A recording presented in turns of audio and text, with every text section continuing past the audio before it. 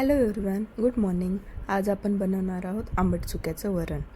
त्यासाठी मी घेतलेलं आहे थोडीशी मोहरी, जिरे, एक कापलेला कांदा, 4-5 मिरच्या, कोथिंबीर आणि ठेचलेला लसूण. मग हाय फ्लेमवरती एका कढईमध्ये गॅस पेटवून घ्यायचा आणि त्याच कढईमध्ये गरम झाल्यानंतर 2-3 पळ्या तेल टाकून घ्यायचं. तेलाचं प्रमाण आपल्या आवडीनुसार आहे. त्यामध्ये जिरे आणि मोहरी द्यायची टाकून.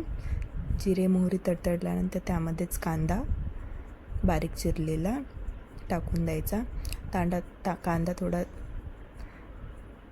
लालसर झाल्यानंतर लसूण टाकून द्यायचा आणि त्यामध्येच आपण कापलेली मिरचीसुद्धा टाकून द्यायची.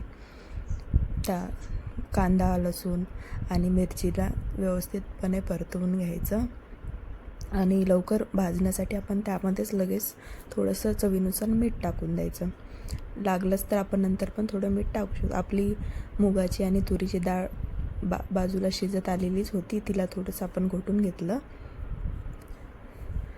आणि आंबट चुका आपण जे बारीक धुवून कापून घेतला होता ते आपण त्या फोडणीमध्ये आता टाकून द्यायचा.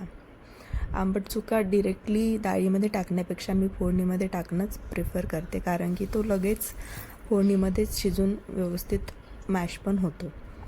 आता आपण परतवून घ्यायचा तो चुका जे फोडणीमध्ये टाकला होता.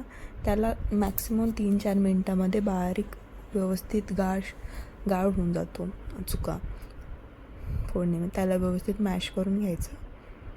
त्यामध्ये थोडं आपण डाळीमध्ये हळद नव्हती टाकली म्हणून आपण फोडणीमध्येच थोडीशी हळद टाकून घ्यायची आणि त्याला व्यवस्थित परतवून घ्यायचं. मॅक्सिमम 2-3 मिनिट त्याला व्यवस्थित मॅश करून आपण घोटलेली डाळ त्यामध्ये टाकून द्यायची. आणि आपल्याला जर जास्त पातळ लागत असेल वरण तर त्यामध्ये उकळलेलं पाणी, गरम पाणी टाकून द्यायचं. पाण्याचं प्रमाण आपल्या आवडीनुसार आहे. आपल्याला जास्त पातळ पाहिजे असेल तर जास्त पाणी टाकायचं. थोडं घटसरच आवडत असेल तर थोडं कमीच पाणी टाकायचं. त्याला व्यवस्थित मग स्टीर करून घ्यायचं आणि त्यामध्येच वरतून आपण बारीक कापलेलं कोथिंबीर पण टाकायचा. व्यवस्थित त्याला पुन्हा एकदा स्टीर करून घ्यायचं. मिनिमम 10-15 मिनटामध्ये त्याला व्यवस्थित उकळी येऊन द्यायची आणि आपलं झणझणीत चुक्याचं वरण तयार आहे. लाईक करा. थँक्यू.